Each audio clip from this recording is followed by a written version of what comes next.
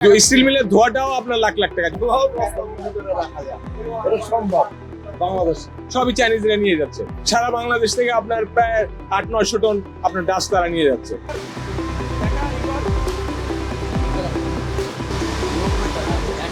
আমরা এই ডাস্টটা আপনার যেটা ধোয়া থেকে ডাস্ট কালেক্ট করি সেটা আপনার প্রতি কেজি ৯০ টাকা, ইকুইভ্যালেন্টও প্রায় আপনার হইতেছে $১ কাছাকাছি, পৌনে $১।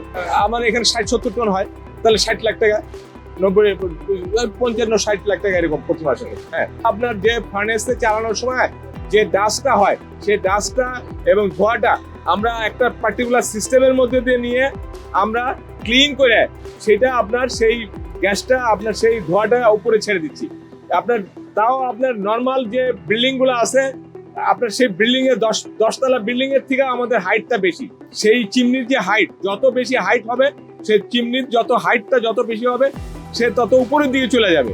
এই ধোঁয়াটা সাদা আমরা, কারণ ওই যে আমরা যে এখানে আপনার পার আওয়ারে ১,২৫,০০০ মিটার কিউবকে আমরা ক্লিন করতেছি, ক্লিন করে আপনার চিমনির মধ্যে দিয়ে আকাশে ছেড়ে দিচ্ছি। এটা প্রচুর চাহিদা। চায়নারা এখানে মানে প্রতি মাসে বাংলাদেশে যতগুলো স্টিল মিল আছে সমস্ত স্টিল মিল থেকে আপনার প্রায় ৭০০-৮০০ টন এই ডাস্ট কিনতেছে।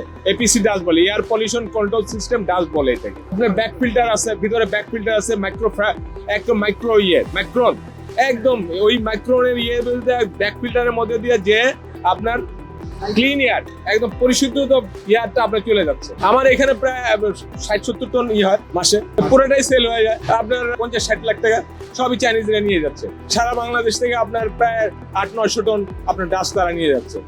তারা আপনার দেশের অর্থনীতিতে আপনার অবদান রাখতেছে। স্টিল মিলের ধোয়াটাও আপনার লাখ লাখ টাকা, যদি তাদের সিস্টেম থাকে। এইগুলো আগে ছিল না, এগুলো গত ১০-১৫ বছর যাবত আপনার এই সিস্টেমটা ডেভেলপ করা হয়েছে। ডাস্ট থেকে আমরা ওরা যে প্রসেসে জিঙ্ক এক্সট্রাক্ট করে সেই টেকনোলজি আমাদের কেউ আনে নাই এখনো। সেই টেকনোলজি আনলে আমরা বাইরে এক্সপোর্ট করবো না, তখন আমরা নিজেরাই আরো অন্য আশেপাশের দেশ থেকে ইম্পোর্ট করে আমরা জিঙ্ক এক্সট্রাক্ট করবো, কারণ আমাদের দেশে জিঙ্কের একটা ব্যাপক চাহিদা আছে।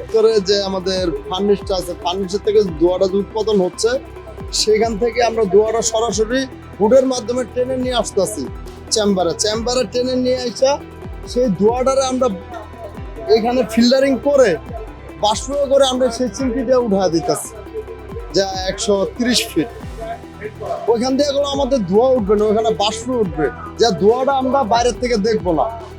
এইভাবে কানেকশন করা হচ্ছে ধোঁয়াটা। তাদের সব ধোঁয়া বিক্রি করা সম্ভব, যেটা আমরা করছি এখন বর্তমানে।